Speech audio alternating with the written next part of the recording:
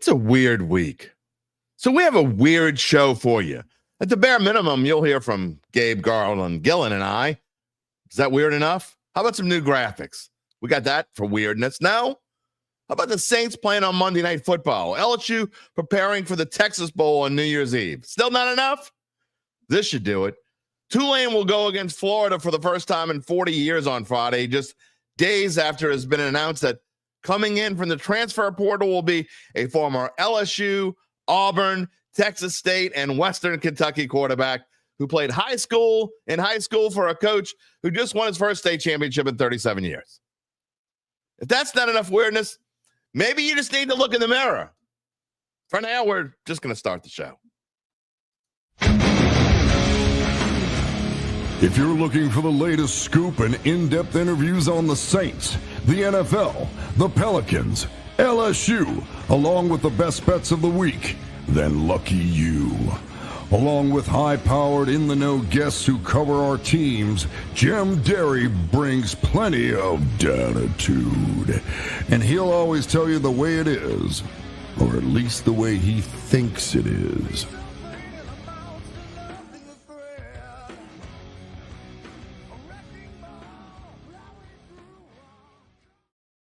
Where you at, Dattitude family?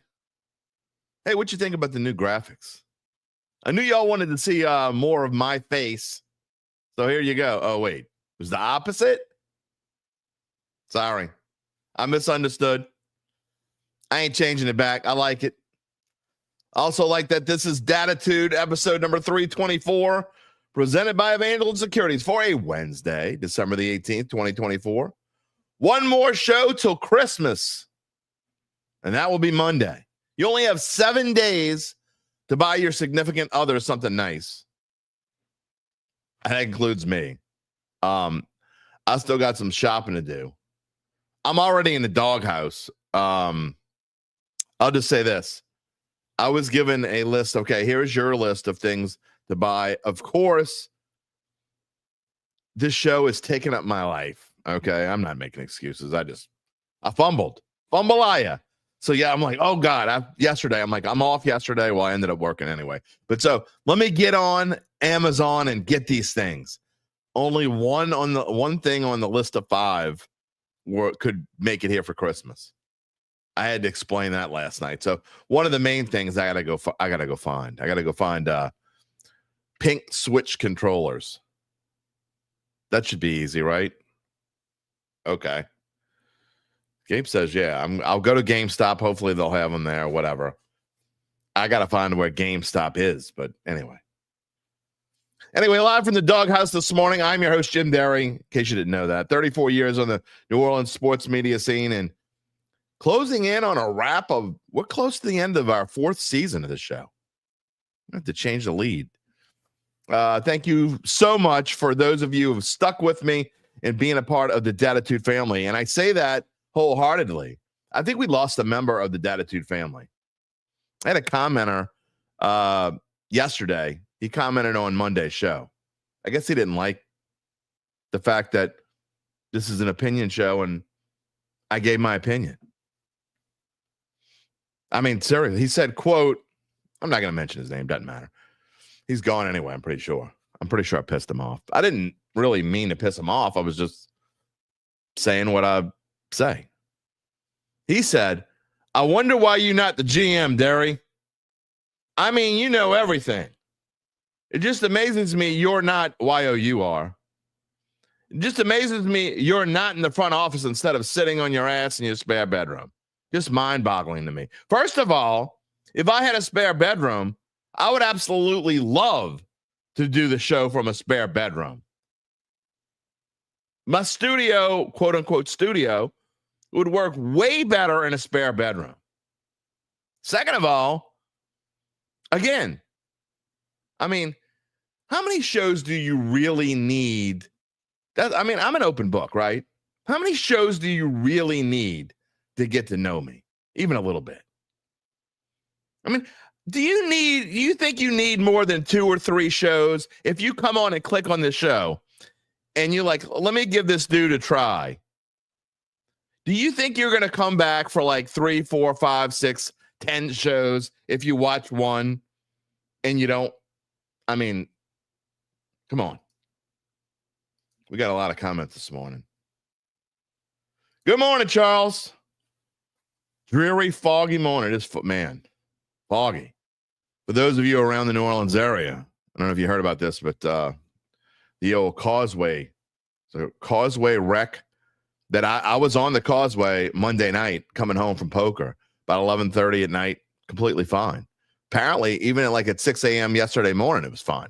And then this fog came in out of nowhere. I don't know if, again, those of you not from New Orleans might not even know this. There was a 40 to 50 car pileup and 4 different accidents on the Lake Pontchartrain Causeway, which is the longest bridge in the world. Hell with China. It's the longest bridge in the world. So anyway, scary stuff. My wife would have normally been on the bridge at that time. So at the bare minimum, my daughter had to go to the doctor, like an ER thing, strep. And my wife says, you know what? I'll just take her. I'll be late, whatever, blah, blah. It's a good thing. She'd have been hopefully not in any of the wrecks, but she would, at the bare minimum, people was stuck on the causeway for over 4 hours. It was an absolute mess. Gabe says I can go to GameStop, Target, or Walmart. All right. Thanks for the tip. Let's see. Uncle Big Nick says the new graphics make me look bigger. Is that possible? Ray Ibarra. Good morning. Who Dat Nation from Port Arthur, Texas. Jimmy Rosen. You've been listening for a long time. First time posting. Welcome to the Dattitude family. I will ask you, Jimmy, how many times did you need to hear me to know that I give my own opinion? And that I'm going to tell you what I think. I mean, is there a show? I mean, even the fanboys who kiss the Saints' ass, they give their opinion too, right? See, here's the thing. If you don't like my opinion, then you should be the GM. You jackweed. But if you like my opinion, come on. There isn't a single person that comes back here regularly that's going to agree with me 100% of the time. It's just not. Charles Mangus, we're going to get into the quarterback, the transfer later on with Garland Gillen. That's coming up. But no, it is not a quarterback from Shaw. It is a former Ponchatoula quarterback. Mark Zatanovich is ratting it up. Oh, boy. Jimmy Rosen, once. Welcome. Kept coming back. He needed one time. Corey needed. See, Corey doesn't agree with me all that often, but he's a rational person. I mean, this is a rational person show, okay? I may be an asshole sometimes, but look, it's common sense. This is a common sense show. If you don't have common sense about just reality, you're probably not going to like this show. Jimmy also says, want real pressure? Your wife's birthday is Christmas. Woo! You got to double up, bro. You got to double up. Mark, I do not have a spare bedroom. That's the point. I'd love to have a spare bedroom. Callie, did the Causeway wreck make the national news? I didn't watch the national news yesterday. But yeah, I would imagine if you got, from what my understanding, 33 people had to go to the hospital. And I know, look, people say stuff about the Causeway and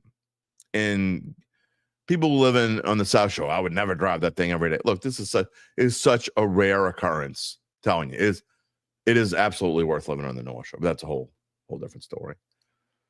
Taylor, opinions are like assholes. They're all different. They are all different. I'm just saying. I mean, if you watch the show once, you know what you're going to get. Saint for Life says, been following since Holder and Duncan days. Love my takes. The fact that they let me host their show about once a month, man, that's what I learned how to, you got to be me. I've got to be me. All right. Good thing we don't sing a lot on the show today. We got more comments coming up. If you haven't figured it out by now, you can be a part of the show. One of the things that we have kind of changed over the last couple months is I have fewer guests, if you've noticed. Okay. And I've done this on purpose because I just found the show, you enjoy the show better when we don't have guests. Now, we do have a guest. We do have Garland today because there's some things that I want to talk about. And Garland's going to come on. And he was the first one I saw that was talking about, I'll let the cat out of the bag. It's TJ Finley, if you haven't seen this. TJ Finley is the quarterback that's going to Tulane. It's going to be his 5th school. Gabe loves that. He loves that. Look, there's got to be some. I'm for the transfer portal, okay? I'm okay with it. But there needs to be a limit. And Uncle Big Nick was telling me yesterday that I didn't hear this, but apparently SVP has an idea that I actually like. You get one free transfer, and then the second one, you got to sit out a year. I'm for that. The only thing I would say that you could add to it is if your coach leaves, then I think you should have the right to leave. If your coach leaves, you should be able to leave whenever you want. Other than that, you can't just do it 5. And I love TJ Finley. I covered TJ in high school at Ponchatoula. He's a wonderful kid. He has a fantastic family. He had like a 3.8 GPA in high school. He was a scholar athlete, but, he started out at LSU. It didn't work out for him. He left right away and went to Auburn. Didn't really work out, blah, blah, blah. Here we go. And I love TJ Finley. I just don't think that any kid should really be able to do that. We'll talk about that again with Garland. Gabe's going to talk a little bit about some stuff, about some LSU players in the transfer portal and maybe some players coming to LSU. What about the Texas Bowl in his hometown of Houston? LSU versus Baylor. Dave Aranda. Remember when everybody wanted Dave Aranda to be the LSU football coach? I haven't heard a lot about Dave Aranda. I'm just saying. We'll talk about that. We'll talk about Tulane versus Florida, not just TJ Finley. They play on Friday. This is the final show before that show. Just a reminder, by the way, before we start taking some more comments. Next show after today will be Monday, December the 23rd. It'll be our Christmas special. It'll be Mono-E Monday. The Saints are playing Monday night. It'll be Larry Holder on the show. It should be a lot of fun. That is the next show after today. So, yeah, you can get ready for that. We'll see. What else did I want to talk about before we move on? Because Gabe's going to come on in just a few minutes. Again, Garland's going to come on about 11:30. And again, if you haven't figured it out, you can be a part of the show. Just type in your comment, whether you watch it on YouTube or Facebook. And if you haven't already done so, since we lost at least one subscriber because he didn't like, that I give an opinion on the show, I would ask politely that you could take his place. Be a part of the Dattitude family. Go find us on YouTube at Dattitude Pod on YouTube. Subscribe to the page. You will always have access to our shows and short takes. You can get in touch with me on X at Jim Derry Jr. and via email, jderry@theadvocate.com. So we've got a weird schedule. I'm going to talk more about the schedule of the show coming up.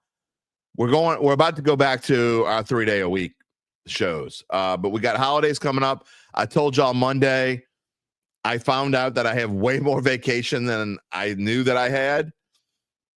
I guess that's a good thing. It's a bad thing in the case of, look, I got to take it. Okay, so I'm going to take some days here and there. Again, this is the last show this week. The next 2 weeks will be Monday and Friday. So we'll have Monday the 23rd, Friday the 27th. We'll take in the middle of the week off for Christmas. Take the weekend off, and then we'll come back and we'll have Monday the 30th and Friday, January the 3rd, and then we'll be back and we'll do Monday, Wednesday, and Friday after that. We'll go back to our Monday, Wednesday, Friday, 3 times a week schedule. And I will remind you in a moment. Lastly, before we get to Gabe, this doesn't have anything to do with the Spencer Rattler, but did you notice that the NBA Cup ended last night? I had no idea. I had no idea that the NBA Cup championship was last night until I saw the highlights this morning on TV. That's how little I have cared about the NBA so far this season. It's not just the Pelicans. I mean, that's a big part of it. But I can't have 4 depressing subjects at once on the show with Saints, LSU, Tulane, and the Pelicans. I mean, you could make an argument, okay, LSU, not depressing, Tulane, not depressing, but in the grand scheme of things, they're not exactly pumping you up either. So we'll get to the Pels soon enough.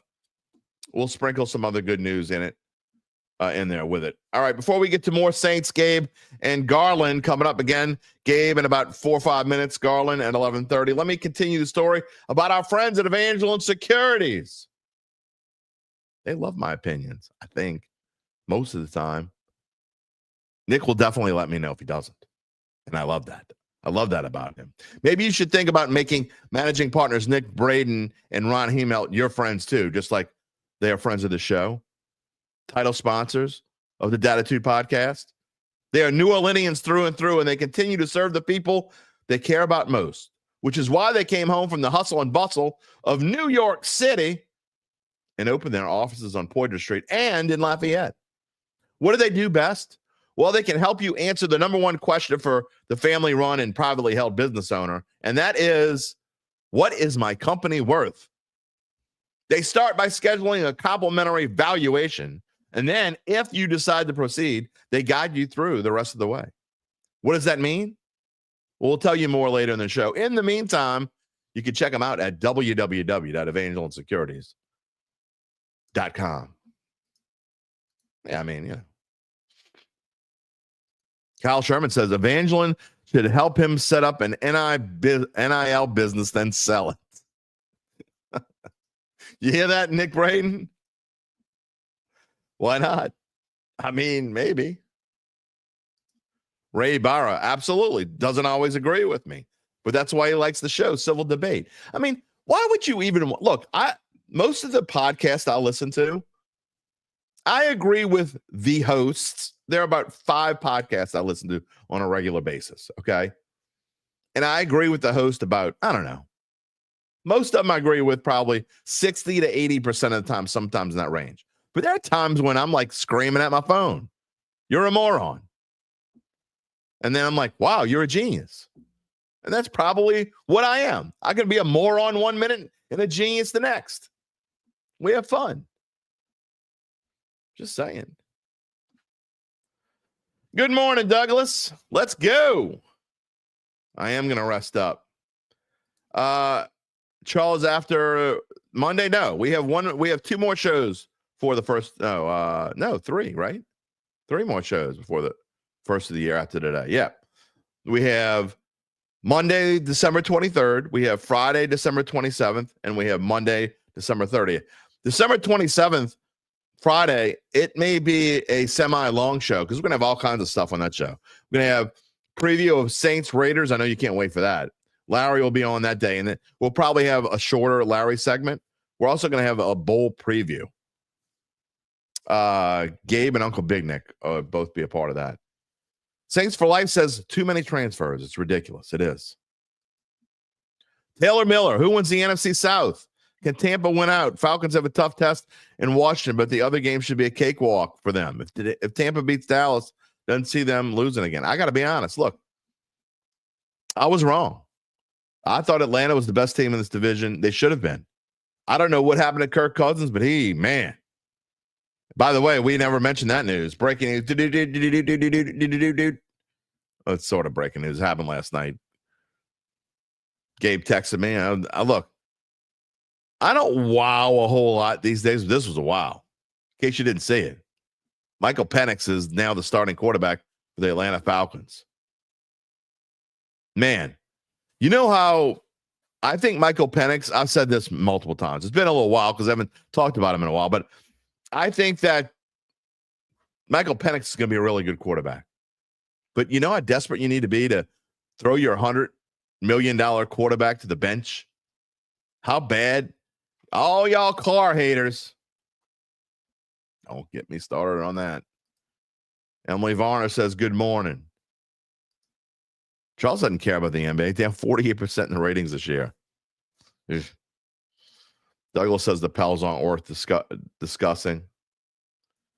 Kyle left NOLA 36 years ago. Love the show and my accent, my attitude.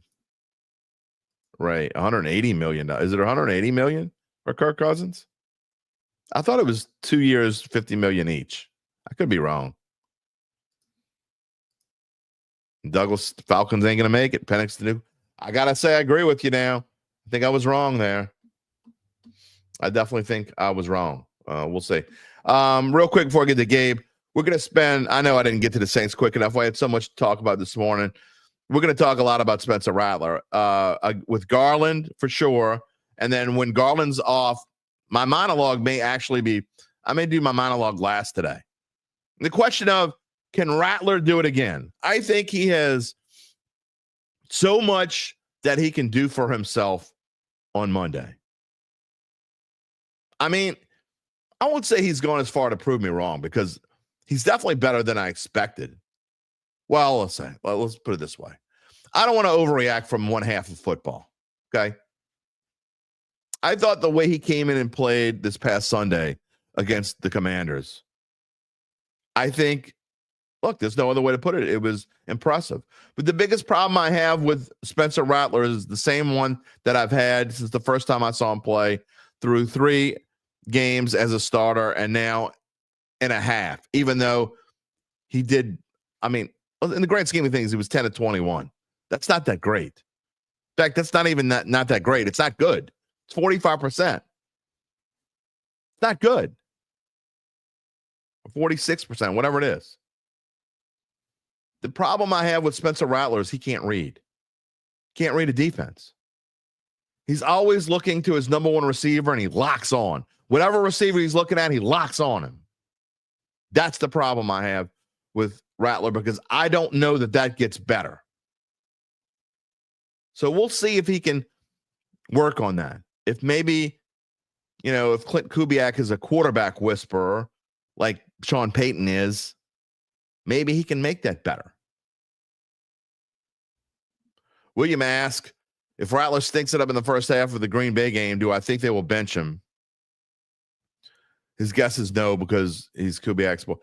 I don't think he's Kubiak's boy. I think if he was Kubiak's boy, I think he would have started the other day. I think they're actually keeping an open mind. I honestly believe that, first of all, I think I would be very surprised if Clint Kubiak didn't have a large role in deciding who was going to start. Gabe says the contract, by the way, for Cousins is 4 years, $180 million. Wow. It could be worse, boys and girls. Douglas, I think you're right. If they keep the game very simple, it will help him greatly. And if the receivers and running backs help him out, increases his chances. Here's the thing, though. And we're gonna talk about this again. Barry says Carr 4 years. That's not who I was talking about. I was talking about Kirk Cousins. 4 years, $150 million is a steal. Because at least Carr is at no time, and I know some of you don't agree with this, but at no time have I thought that Derek Carr wasn't good enough to be the starting quarterback for this team. He's been, I think, pretty damn good. So anyway, but this is the first time, if this line holds, and it's gone from 13.5 to 14 yesterday, and I had to change the graphic 3 times since last night. It was actually 13.5 last night about 6 p.m. Then later on when I was redoing, I'm like, oh, I guess I'll redo the graphics. I didn't think it would move this much in a short period of time. Went from 13.5 to 14, stayed there, and this morning I woke up and it was 14.5. If this line holds, the Saints will be the largest dogs since 1994. That's insane. 1994. Crazy. Ray says he thinks that Rattler can get better at reading defenses. I don't think you can get better at reading. I hope you're right. He thinks he can get better at reading defenses, and he could be decent. Looks like the game kind of slowed down for him. I don't think that at all. I think the difference between Sunday and the other ones, I think what helped him is they just threw him in there to the Wolves. I think he didn't have time to think about it. Whereas before, he had all week to think about it, and he stunk, and it did something to him. That's my take. Now, we'll find out this week because he's I don't care that they haven't announced anything. There's zero doubt that he's going to be the starter going forward. And he should be. He should be the starter going forward. So anyway, we're going to talk about this with Garland. And we're going to talk about some other things. Garland's only going to be on the show. He's got to run. So he's got like a 22-minute segment coming up. But I do want to get to Gabe. And actually with Gabe, we may bring Gabe on and then bring him back afterwards. So let's do that now and see where we're going. Gabe Henderson, good morning. Good morning from my spare room. Well, glad you're on. Doesn't matter where you are. What do you think about the Rat real quick? I never asked you about that. No, you didn't. I think he was all right. Okay. Accuracy still needs a lot of work. Decision-making needs a lot of work. But look at his fourth NFL game. I'll give him that. It's his fourth NFL game. But, we'll see. By the way, one thing I did, Young Wake was placed on IR. That's a shame. Yeah, he's looked hurt for the last few weeks. I mean, you can just tell something's bothering him. Too bad he couldn't have been hurt in week 4, but that's a whole different story. One thing that I wanted to mention, speaking of the commenter who left and got their feelings hurt yesterday, all I have to say to people who get upset about that, if I can sit here and take the barrage from Jim, no kidding, when we disagree and not think about it for a single second after we go off air, I think it's okay for him to disagree with me. I might get in trouble for saying this, but I'll whip you like a Border Patrol agent. I'm just saying. Anyway. And speaking of hosts that you don't particularly like, and the NBA, so it's kind of coming full circle. I saw a decent take from Colin Cowherd the other day. Oh, that's impossible. I know. It's rare these days.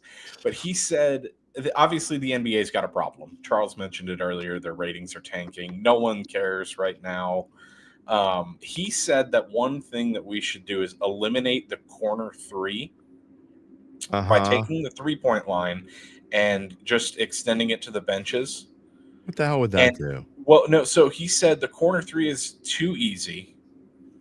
And one thing that would do is it would force guards like Ja Morant, Anthony Edwards, all of those guys who offenses run through them. It would force the exciting players to drive to the basket. You get those exciting dunks. You get more action. You don't just get guys lobbing up threes from the corner anymore. Maybe. I just don't know if that's about it. And at first, my initial reaction to moving the 3-point line was like, that won't do anything. But then he explained it a little more, and I was like, you know what? That could work.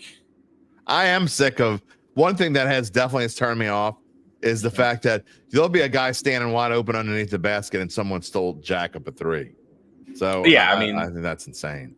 So. Yeah, basketball has changed, and that's the Steph Curry, James Harden effect. And that's not a knock on them. It's just the way they play the game. They've changed the game of basketball. All right. I asked you what should we call your segment today? And you said Tigers, titles, and transfers. All right. So again, we may have to interrupt you here if Garland comes in, and we'll bring you back after Garland is out. But let's start with LSU and their transfers and their line. This spread has gone from 4. No, it was 4. It was 4 about 4 or 5 days ago, and now it's down to LSU -1. I mean, the grand scheme of things, who cares? But that being said, that's kind of a weird line to me. I still think that with what LSU has, they're still better than Baylor. Baylor's been on a roll recently. Dave Aranda was coaching for his job this year, and he went out and put up 8 wins. Baylor was quietly one of the best teams in the Big 12. I mean, the Big 12 is loaded this year, but I mean, he's done a really good job this year. And I don't think they have as many opt-outs as LSU. LSU's got some key members. LSU's offensive line is going to be really young, really inexperienced. Yeah. So it'll be interesting. They're also going to be thin at places like wide receiver. So it's just going to be an interesting game. I'm not really watching it, caring too much about the result, as weird as that sounds. Why don't you go? There ought to be tickets available. I've been to the Texas Bowl one too many times. Yeah, but it's LSU. Yeah, I mean, there's not the same charm seeing LSU away from Tiger Stadium. I don't know. How many chances do you get to see LSU in your hometown? I checked tickets when they came out, and they were like north of $200, and I was just like, really? I'm good. Yeah. College football tickets are expensive, Jim. So if crazy. there's cheap tickets near game day, I'll consider it. But right now, well, it's been a while since I bought a college football ticket, so I guess most of the games that I've been to, which aren't a lot over the past 10 years, I haven't had to pay for them because I'm working. But I'll check on them when Garland comes on. I'll go and double check ticket prices. All right. Well, look, the transfer portal. I think you and I both agree that it's become silly. Okay. I know I'm for the transfer portal more than you are, but there have to be some kind of. No, I'm for the transfer portal. I agree there should be regulations. I like the little nugget that you added earlier that players should. I don't know if I'd limit them to one, just because coaches can move around freely. Jeff, $125 is way too much to go see LSU-Baylor. I probably wouldn't pay that either. No, I wouldn't. I wouldn't pay more than $100 to go see him. Would you pay $900 to go see Swifty? No. What about your girlfriend? No, she wouldn't. Okay, good. That's good then. All right. Anyway, there are concerts that I would pay that money to go to, but no. Lance says they're cheap. Let's go have a beer and argue about Texans Saints. I guess Lance lives in Houston. I mean, you could. It would probably be fun to go hang out with a Dattitude fan. I mean, a Dattitude family member. We'll see how it goes. NRG is about 45 minutes from me though, so it's not. Douglas says nobody wants to see LSU in the Mango Bowl. So, yeah, the one thing that I will say, in regard to their transfers, I think LSU signed 3 of On3's top 11 transfer portal players. Okay, and say what you will about the recruitment that they did on signing day and ahead of signing day, they've hit the portal hard and they've put that money to use. LSU has one of the top, if not the top, transfer classes right now. They've added a lot of good players, especially at wide receiver, because with some of and tight end as well. But Nick Anderson is the one that I'm really excited to see. Oh yeah, well, I agree, and I think that's going to be a good one. But how much is it? I've said this before. I really think the Tigers need to super hit in the transfer portal. Yeah, and I think they've added a lot of SEC starters. A few guys, I think Barry and Brown from Kentucky. He's an explosive guy on kick returns. I think he has 5 kick return touchdowns in his career, which is SEC best right now. Yeah. So hell, we saw against Oklahoma, we had I believe it was Aaron Anderson had the kickoff return. It was the first kickoff return touchdown in recent memory for LSU. So they've really hit the portal strong, especially in areas like receiver where you're missing CJ Daniels, who just transferred to Miami. Kyron Lacey's obviously gone. We don't know about some of the other guys, but right now the only one that you really knew about was Aaron Anderson. And I think he's going to be huge. I thought he was phenomenal this year. I've said he was outstanding. But I knew that he would be. Adding Nick Anderson, Barry Brown, and some of those other guys, especially the defensive guys, a lot of strength in the secondary. LSU is. I'm very impressed with what they've done. I talked to Rod Walker too about the quarterback from Mississippi State coming over to be, I guess, to be the backup for Nussmeier. And Rod Walker, our own columnist here, the Advocate, says he's a really good football player. And I haven't paid enough attention to him, but says a really good quarterback, should be a great backup. Yeah, he threw for over 300 yards against Georgia. That's a true freshman too. That should be all you need to know. Oh, maybe somebody that can in the SEC. Maybe somebody that can contend later on for the starting job after Nuss leaves. We'll see. Absolutely, and I think that's the plan. All respect in the world to AJ Swan. AJ Swan was never going to start for LSU. Yeah. I was surprised he even came back in those games when Nussmeier got hurt. I was surprised he came into the game. Thought they'd go with Ricky Collins. But excellent addition, adding the Mississippi State quarterback. And you're adding a guy with experience and a lot of potential. It's almost Jaden Daniels-esque. I have not heard, by the way. I've talked to Garland this morning. He said he was good. And I know he's got somewhere to be at 11:55. So we may or may not have Garland Gillen. So who knows? We'll see how that goes. If he doesn't come on, he doesn't come on. We'll have to fix it. All right, moving on to Tulane. I don't want to get it too much into TJ Finley yet. If Garland doesn't come on, then you and I can talk about it. But Gasparilla Bowl, this line has just moved and moved and moved. It's all because of Derry and Mensa, but I think this is kind of crazy. Again, it moved again. It was 13. I had to change this graphic as well. It's 13 yesterday. Now 13.5. Everybody's betting on Florida. Now this one, we can make a prediction because this one is actually this Friday. We don't have another show before the Tulane-Florida game. But talk about this game a little bit.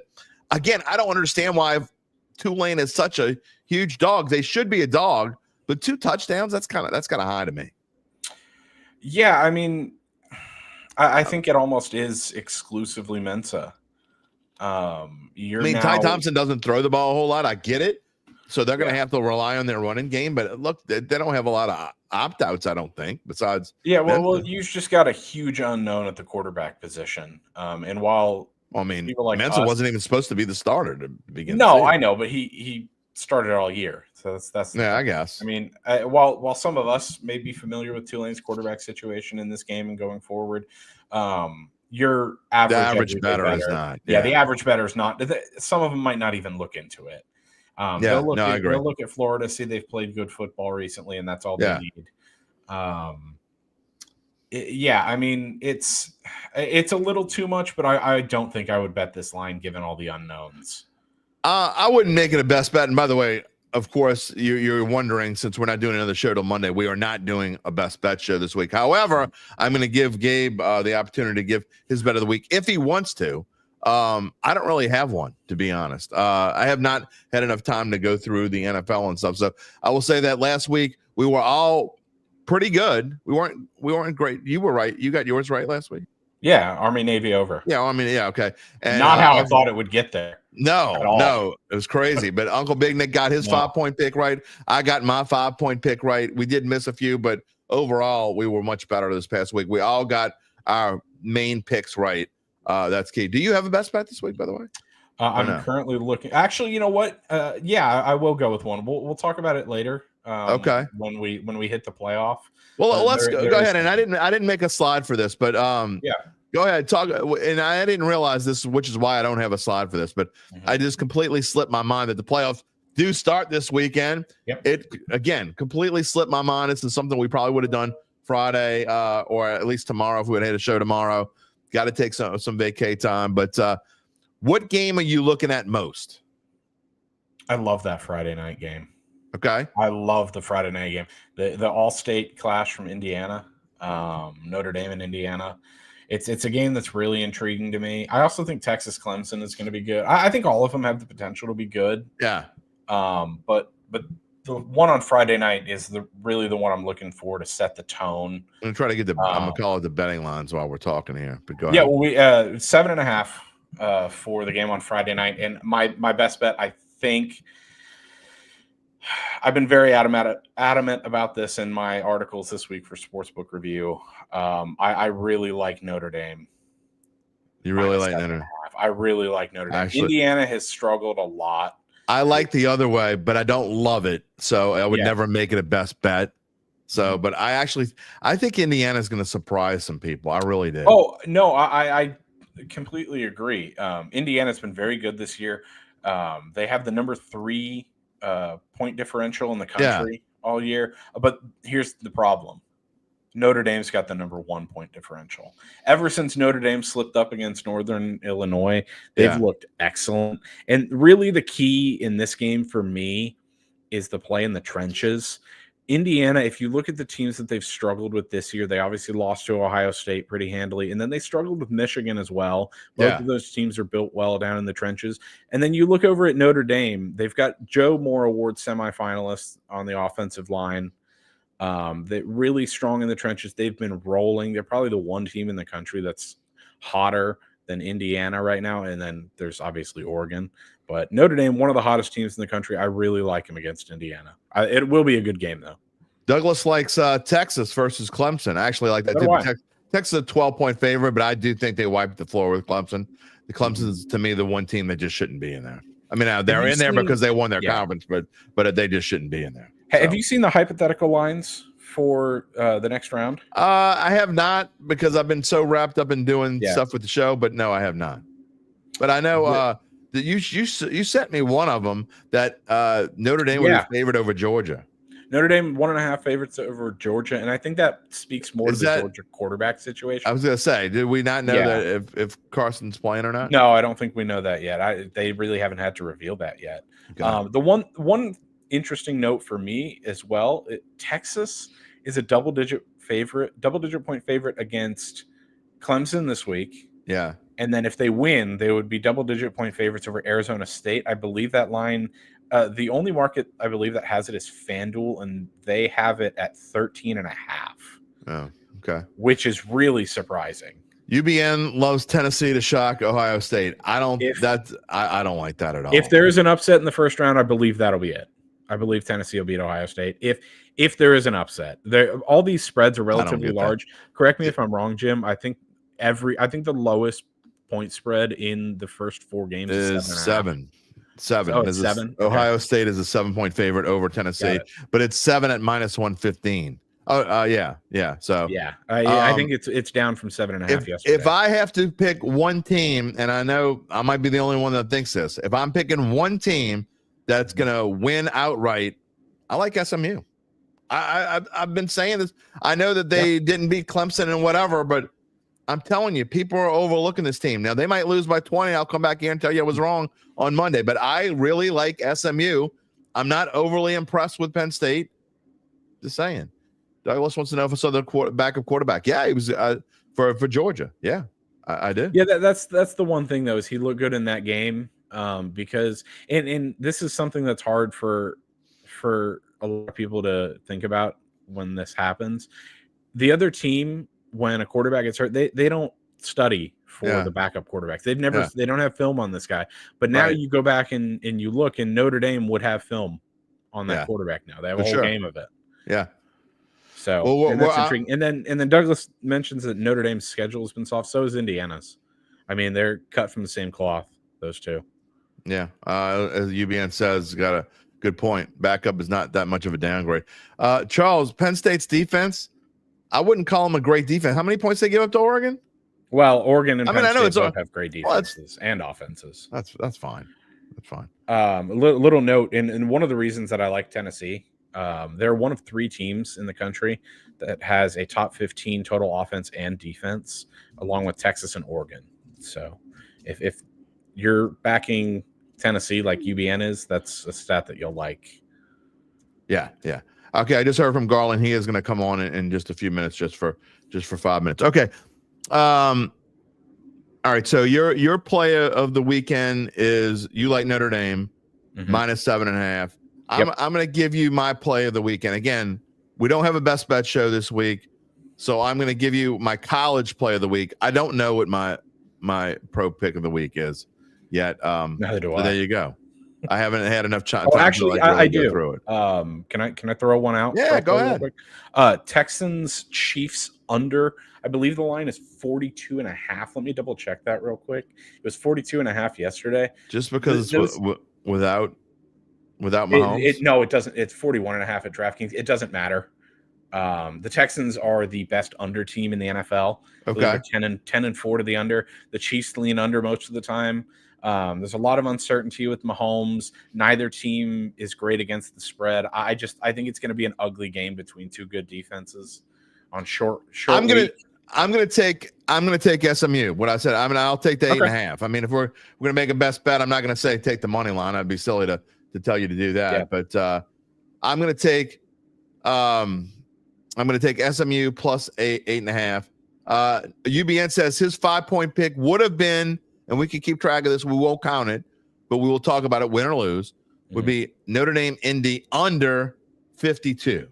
That would be his best bet of the week. So we'll keep track. So we got Nick. I like that as well. We got Nick saying Notre Dame Indy under 52. Gabe's taking Notre Dame -7.5, and I'm taking SMU plus 8.5.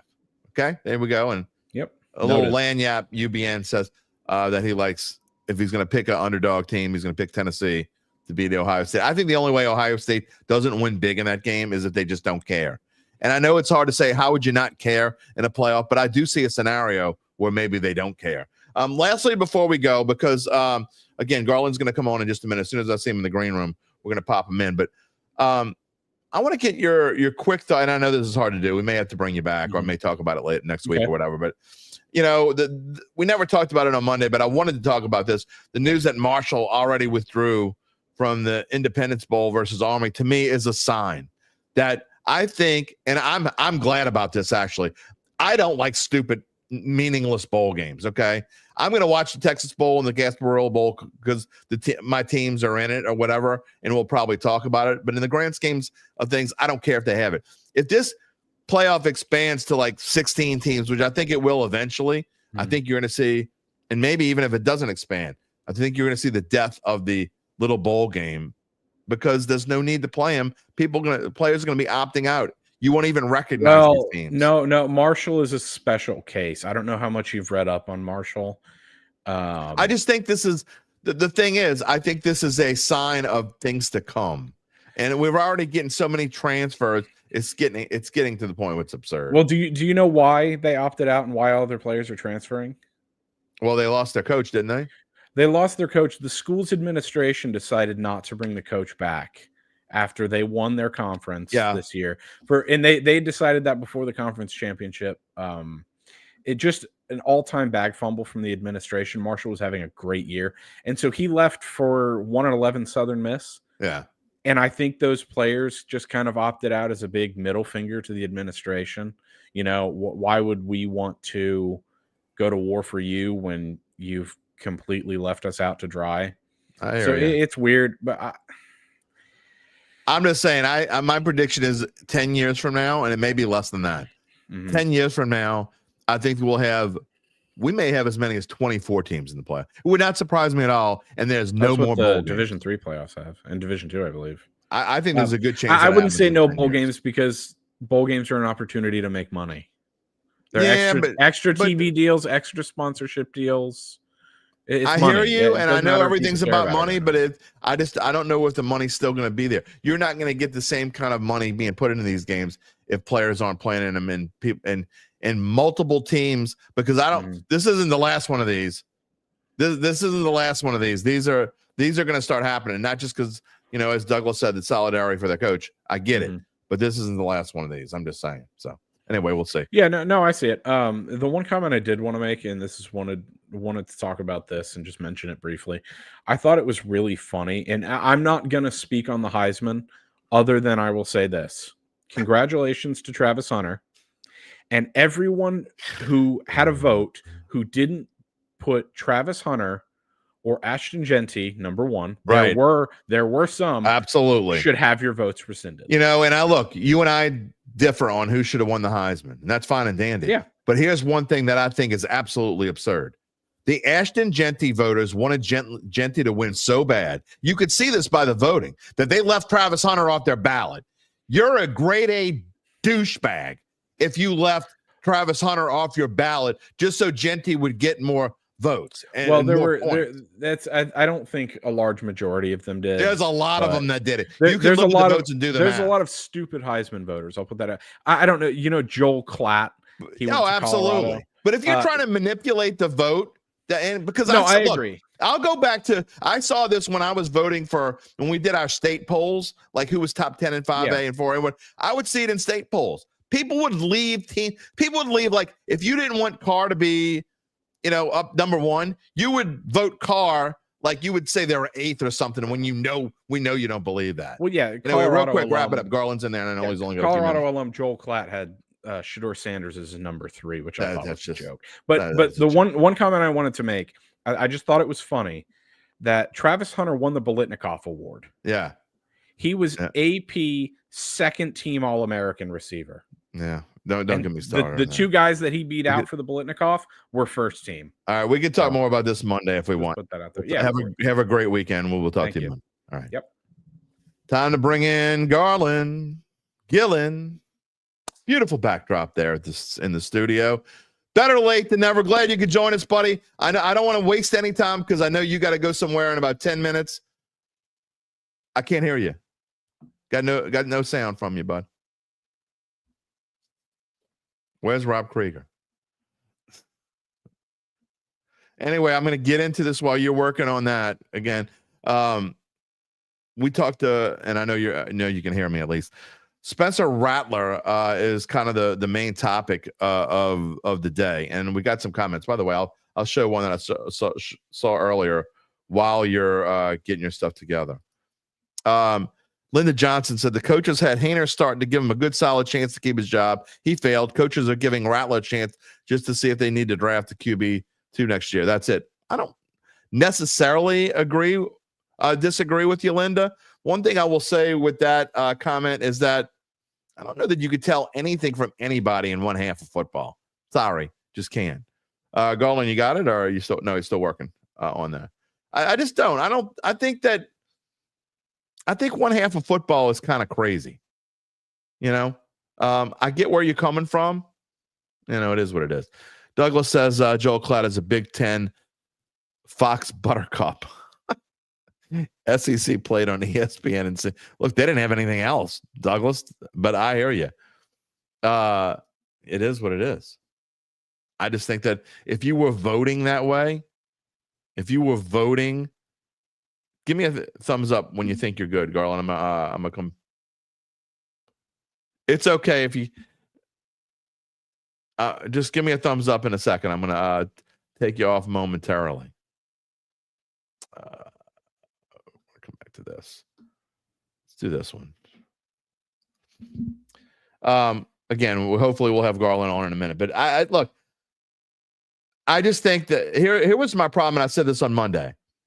I don't have any problem with what the Saints did, and I think Spencer Rattler came out and he did his thing, and obviously the Saints scored 19 points, and they almost won the game and whatever. But why didn't Haener get the same luxury that Rattler got? I don't know the answer to that. When Spencer stunk it up, again, it was a different scenario. I understand it. You know, he stunk it up with no offensive line and whatever.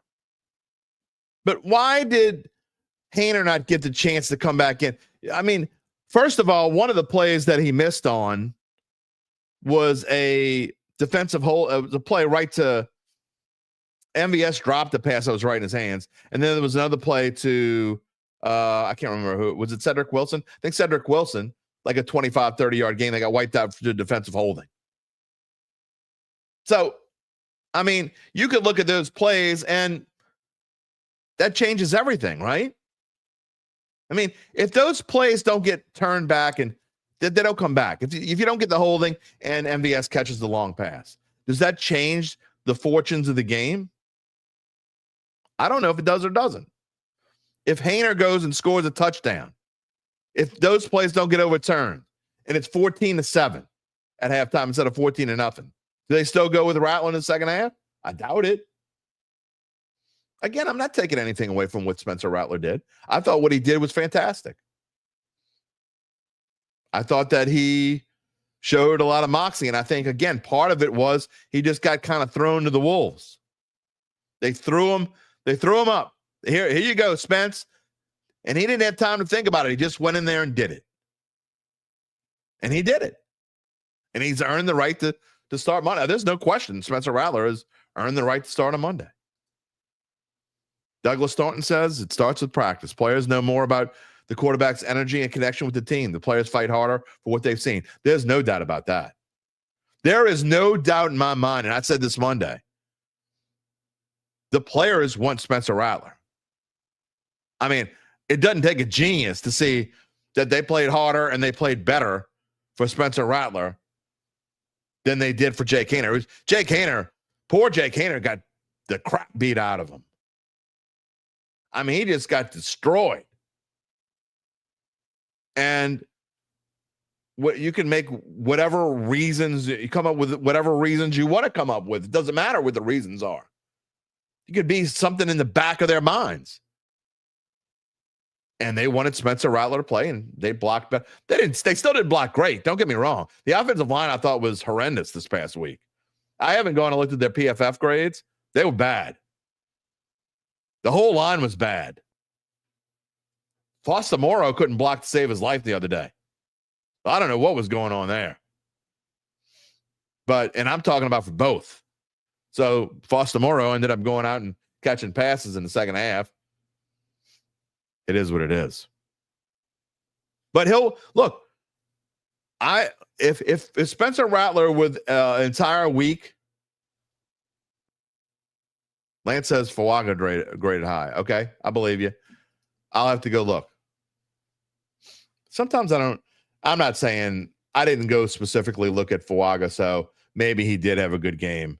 But I'm saying there's a lot of times I go look at those PFF grades and I'm expecting something and I say, what? There's a couple times that Penning got like in the 80s and I was like, huh?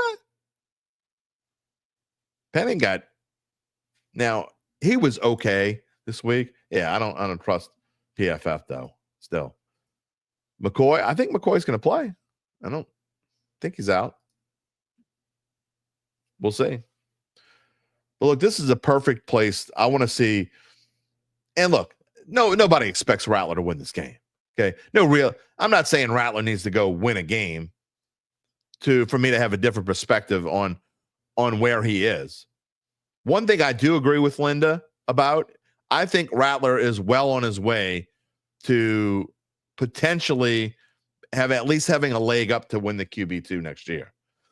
I would be surprised if both of these quarterbacks are on the roster again next year.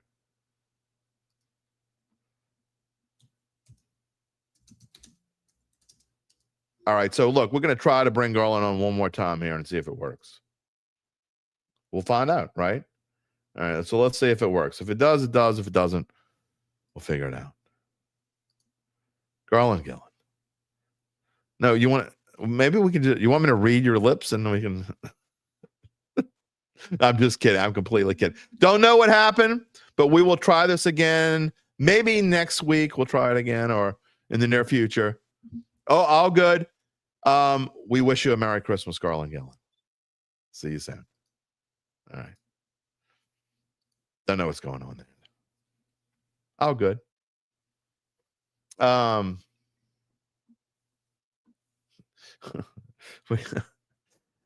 of these comments I'm not going to show.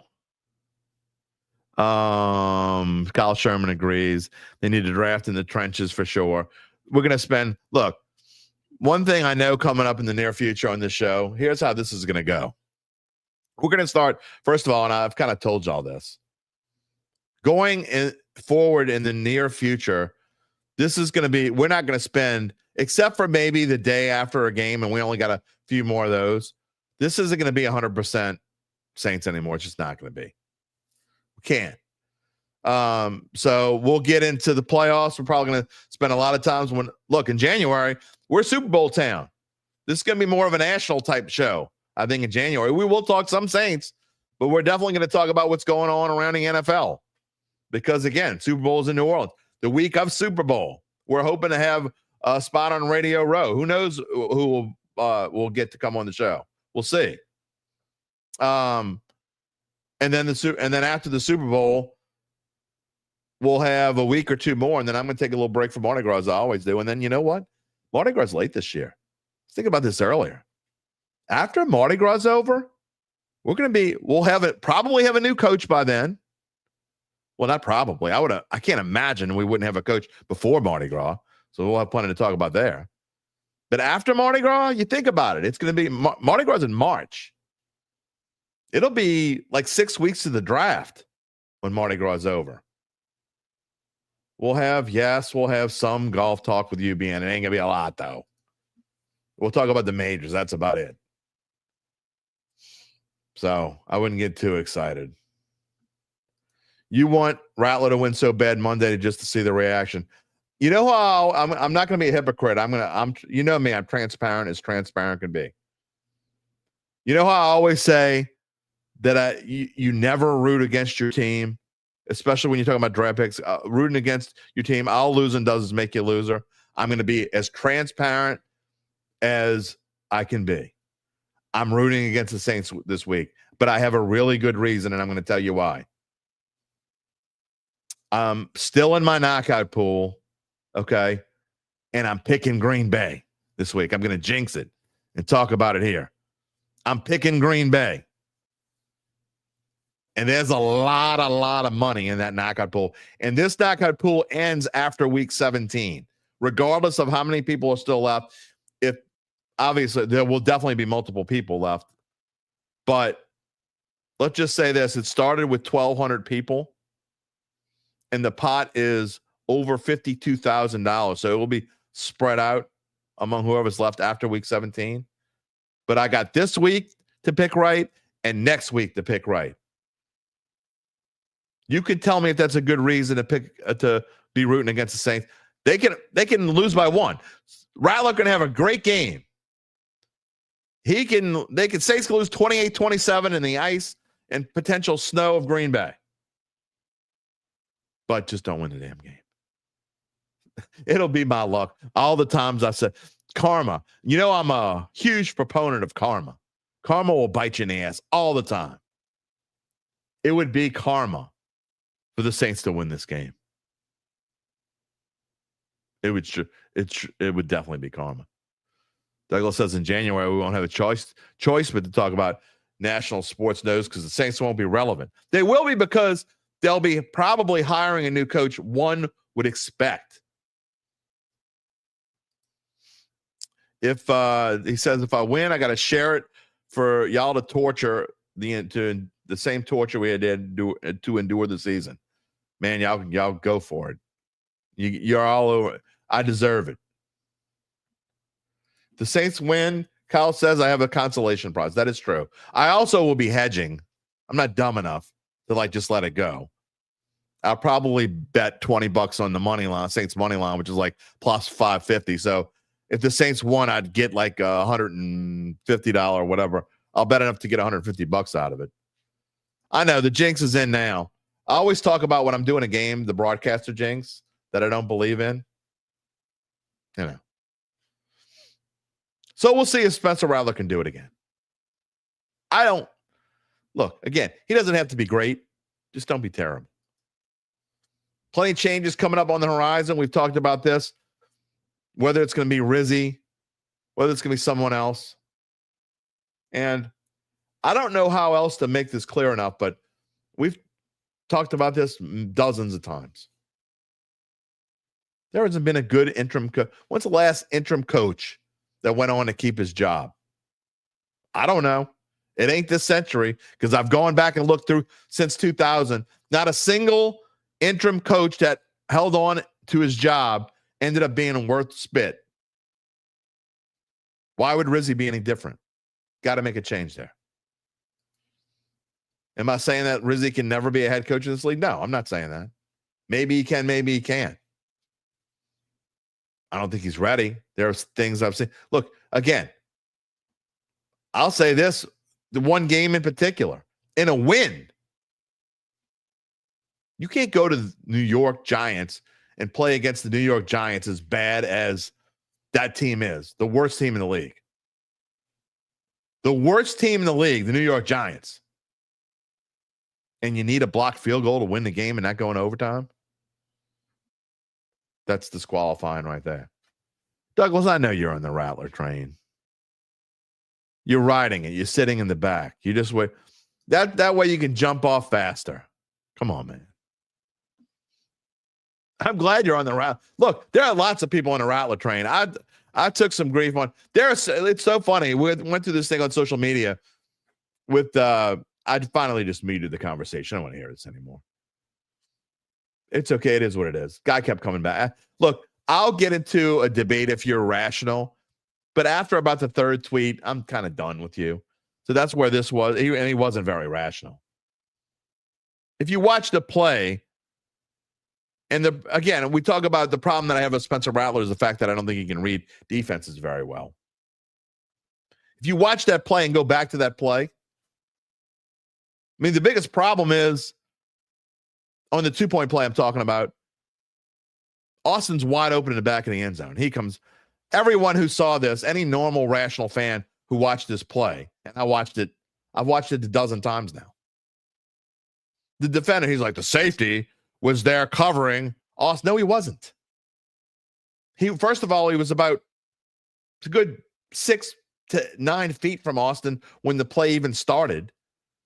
And as soon as Rattler, because they knew what he was going to do. They knew Rattler was going to go to his first read. If he's rolling out to his right, his first read is going to be Juwan Johnson, who's right along the goal line.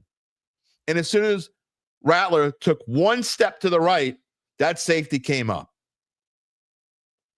And Austin could have ate a sandwich by himself. Could have sat on the turf. Nobody was messing with him. Wide open, back of the end zone.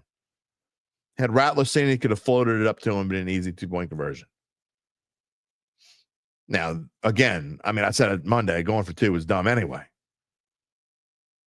But that play is kind of symbolic of where I think that Spencer Rattler is.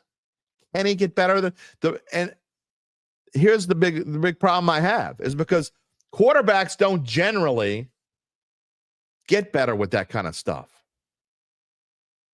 That's not something that you either have that or you don't. You can either survey the field in a short amount of time or you can't. And they just missed. He just whiffed. And it's not just that play. It's almost every play. Again, 10 of 21 is not good. Of course, it's way better than what we saw in the first half. I mean, percentage-wise, it's not way better. Haener was 4 of 10.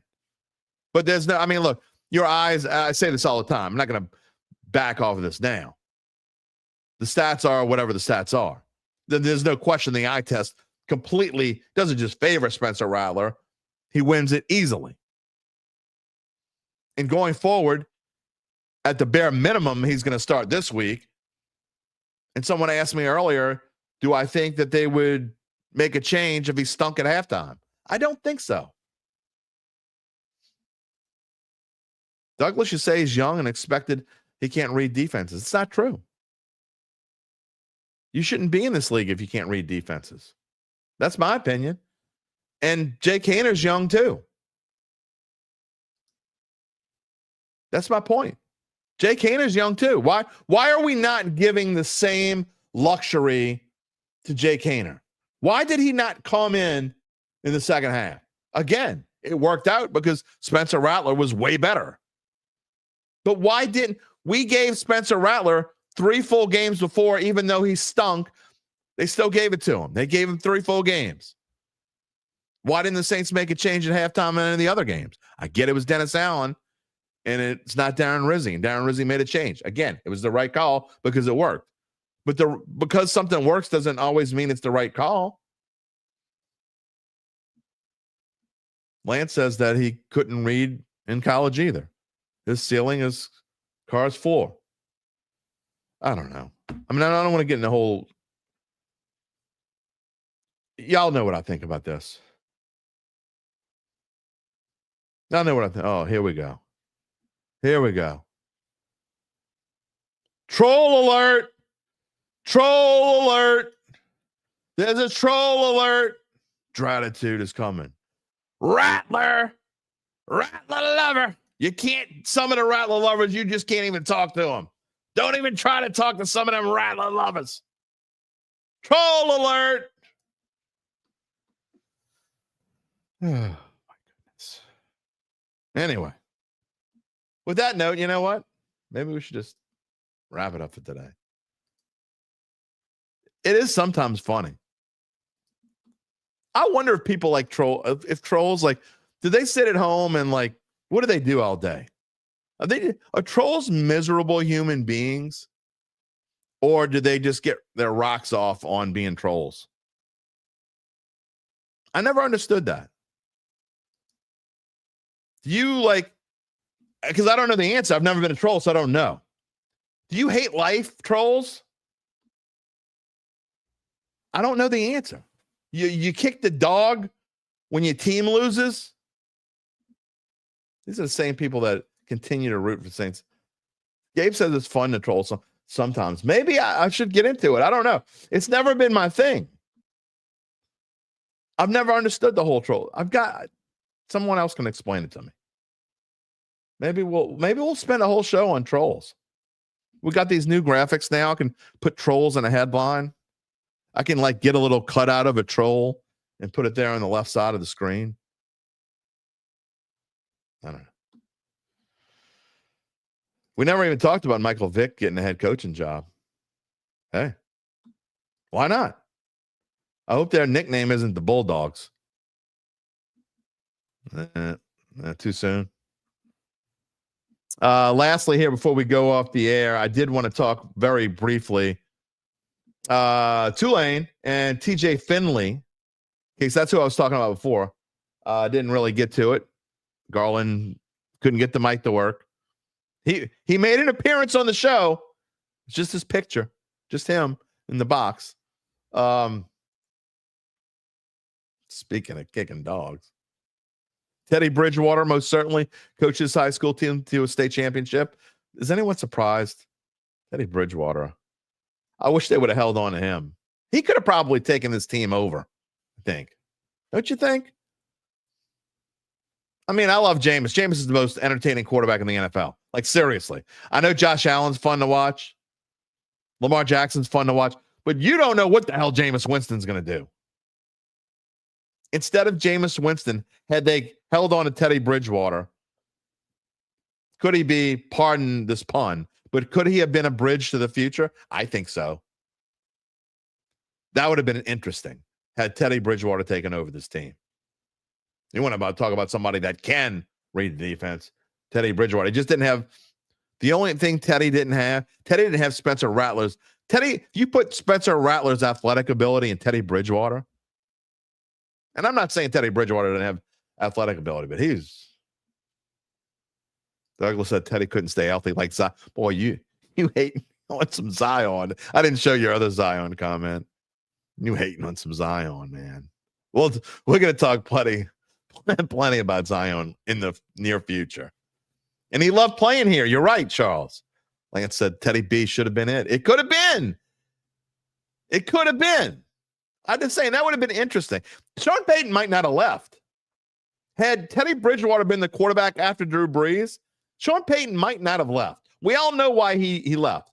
He didn't have it in him to develop a whole new quarterback here in New Orleans. But had Teddy stayed and they go into the playoffs in that year after Brees, I don't know, man. Maybe things would have been different. I don't know. Real quick again, before we go off the air, TJ Finley goes from, he was a quarterback, by the way, at Ponchatoula. Back, I don't know, 2019, I guess was his last year. Ponchatoula. Great family. Met his parents. He is his brother. I think his brother played receiver at Illinois. I don't know what happened to him after that. But TJ, obviously, as you know, started at LSU. Then he went to Auburn. And I can't remember which one was which. Whether I think he went to Western Kentucky, then Texas State, right? No, the other way around. Texas State and then Western Kentucky. And now Tulane. TJ Finley reminds me, and this is not going to be a knock on TJ Finley at all. I mean this in the best possible way. TJ Finley reminds me a lot of Jamarcus Russell. And the fact that they both can't move very well. And indeed, Ponchatoula is the strawberry capital of the world. But they have cannons for an arm. TJ, I mean, I think if he would have just stayed at LSU, I think it would have been interesting between him and Nussmeier in the long run. Now, he never would have stayed that long, obviously. But what would have happened? He's not better than Nussmeier right now, but he may have turned into that better than Nussmeier had he stayed. I don't know. Anyway, I think Tulane's a perfect place for him. You want to talk about bridges. I mean, I think we all know that John Summerall is not long for Tulane. And if you're talking about a team that potentially could get in the playoff, yes, playoff. I think Tulane is a team that could make it there. Maybe TJ Finley doesn't even win the job, but I don't think he goes there unless he thinks he's going to win it. Because I know that they're also in the portal. They got another quarterback, and they're working on even getting another one. I don't know. Kyle says Sean Payton needed a fresh start. We'll see if Nick's going to be half a breeze. Nick's is no. Again, I'll be glad. If I'm wrong, goody for Bo Nix. I don't get it. I don't get what he sees in Bo Nix. You saw the tale of two Bo Nixes this past week against the Colts. He threw 3 picks in the first half, and then he was fantastic in the second half. Can that be fixed? I don't know. The quarterback whisperer thinks he can. A-Town is a little late for the party, really late, because we're about to go out the air. Did we already discuss that Griff wants to trade away the whole team? Couldn't do it. I couldn't talk Pels today. I'm going to get into Pels. I just can't do it.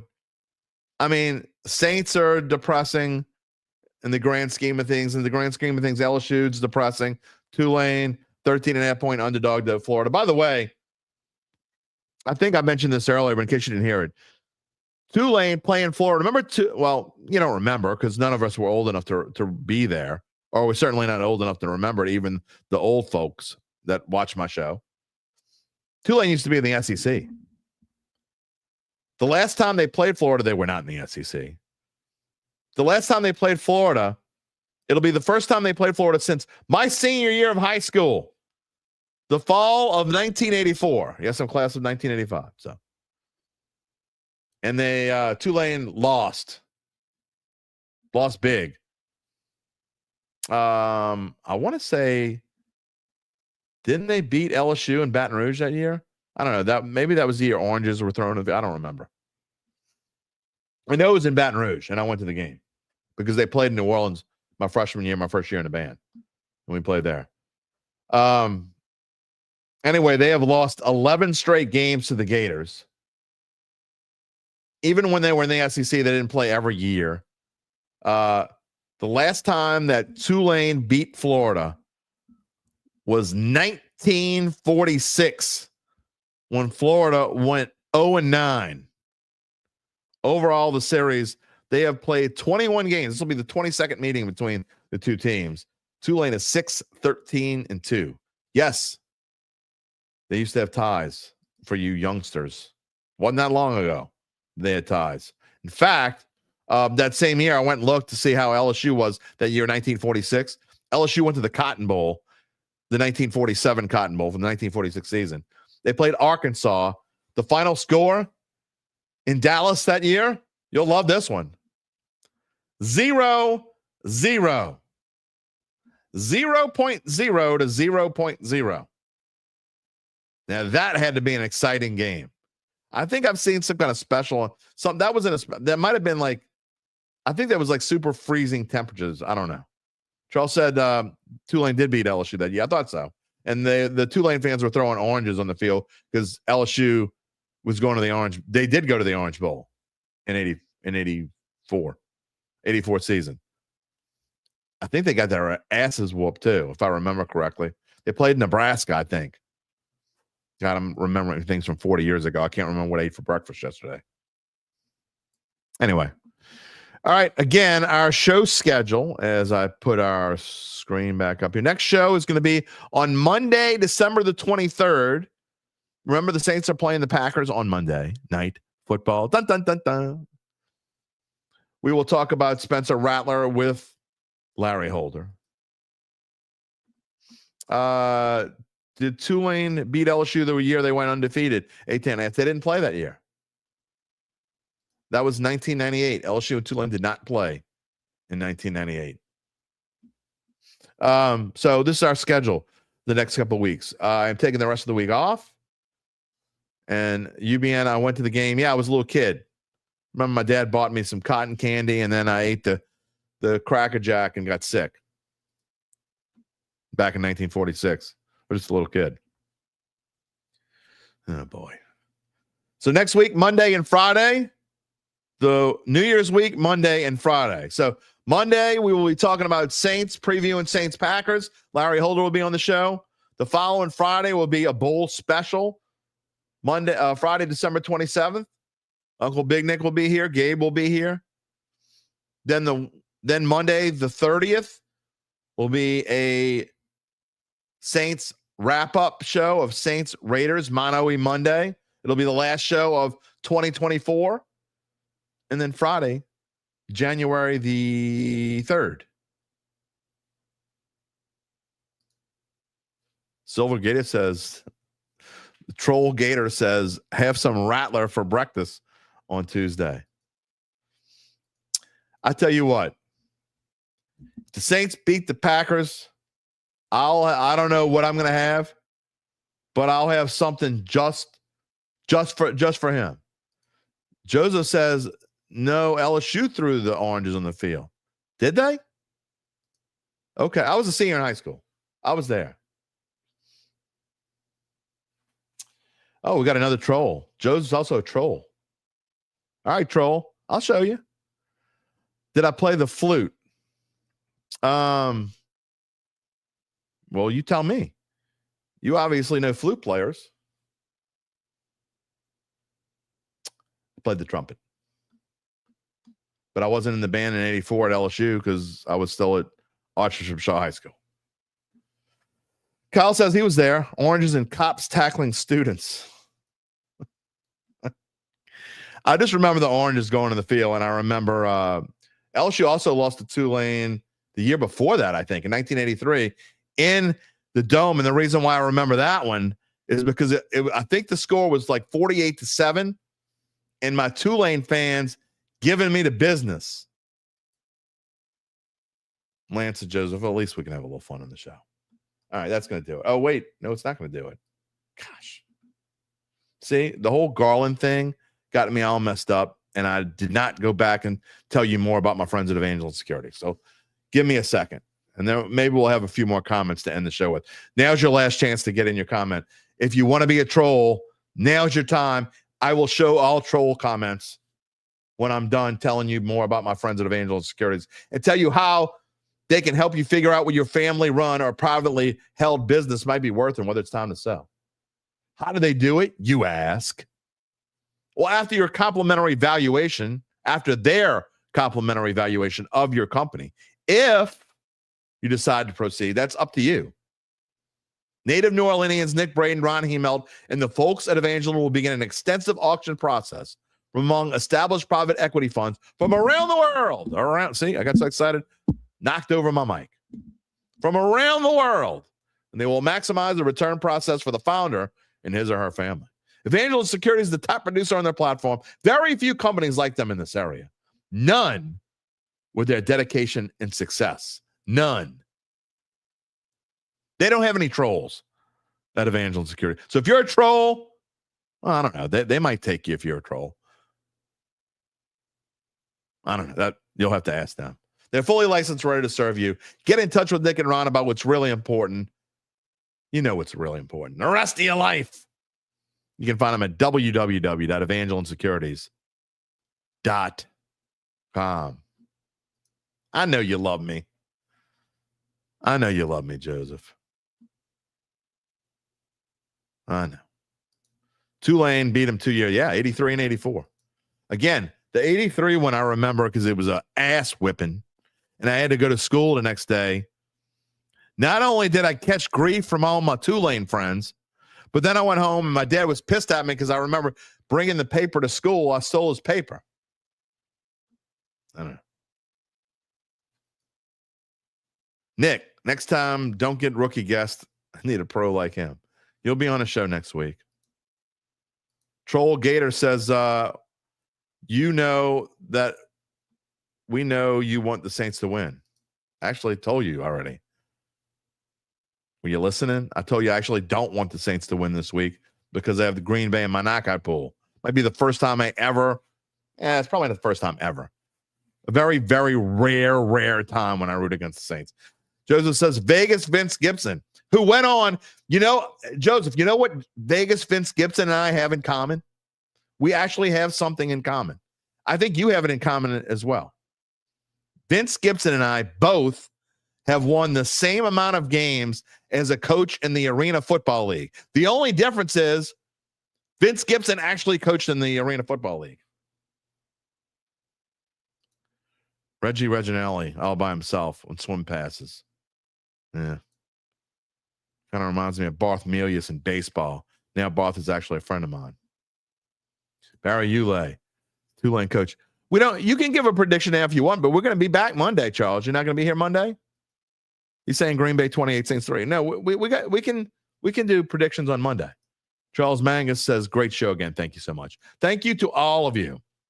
Whether you're a part of the Dattitude family or you're just trolling, it doesn't matter. We welcome all. We're not like, again, We talked about the guy who didn't want to be a part of the Dattitude family earlier and left us. I mention his name. You can go find him if you want to. Left me a nice little note. How dare you give your opinion on your show? You should just sit and talk about scores and give stats. They didn't say that part. But what else am I going to do on a show named Dattitude with Jim Derry? I'm not going to give my opinion? I mean, you're not going to hate, just like you won't like everyone, you won't hate everyone either. If you don't want to deal with me, I get it. If I'm too much for you, I get it. Too much for a lot of people, I understand. It is what it is. All right, that's going to wrap it up for us on this Wednesday as we take a couple days off. Who knows? Maybe I'll be melancholy, mellow. I'll be a completely different Jim Derry on Monday. I'll be just happy-go-lucky. I won't give any opinions, and the only opinion I'll have is these Saints are great, man. I'm sure they're going to get some really good coaches. I have complete faith in upper management of this team. They want to keep Darren Rizzi. I know it's for the best. They want to make Spencer Rattler the starting quarterback. I know it's cool as hell. Whoever they pick, it's going to be the right pick because they're that damn good. It's going to happen, man. Kyle, hope my daughter feels better soon. Thank you. I appreciate that. You were listening in the beginning. Oh, boy. A reminder to, they're dropping like flies, so we need as many replacements as possible. Subscribe to our Dattitude page. Give us a like. Click the little bell to find out when we go on the air live. Again, Monday, Friday next week, Monday, Friday the week after that, then back to our regular off-season schedule, which will be Monday, Wednesday, Friday after that. Although Super Bowl week, we might have a 5-day week that week. We might be on 5 days that week. We'll have to see. Reminder to come back Monday. We'll have a special edition where we have both Mono E Monday and we will welcome in Larry Holder for our Saints-Packers preview. You can also find us wherever you get your podcast, including Apple, Spotify, many more, and find a replay of the show on NOLA.com/sports. Don't forget about all of our written stuff at bet.nola.com. And don't forget to check out the Saints Insiders at NOLA.com/Saints. Douglas Thornton said, give a shout out to the Lady Tigers. They are still undefeated. So there's your shout out, Lady Tigers. Joseph says, loves the show. Good take. Saints fire them all, including the secretary and the groundskeeper. I kind of like when I said that the other day, I actually felt bad about it. Because if they actually fired a secretary, I'd kind of feel bad about that. They shouldn't fire a secretary. But anybody who has anything to do with, and look, I got a lot of friends over there, so don't fire anyone that doesn't have anything to do with football. They had something to do with football. Let's start over, right? As Callie says, yes, Lady Tigers. Charles, I know you appreciate me. I know many of you do. You can appreciate me again on Monday. Have a phenomenal pre-Christmas weekend. Get that shopping done if you haven't done it already. What are you waiting for? Like I'm one to talk. We will see you on Monday. Roll wave. Take it easy, my friends.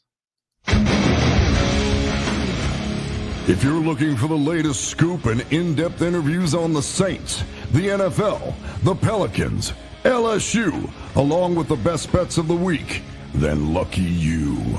Along with high-powered, in-the-know guests who cover our teams, Jim Derry brings plenty of Dattitude. And he'll always tell you the way it is, or at least the way he thinks it is.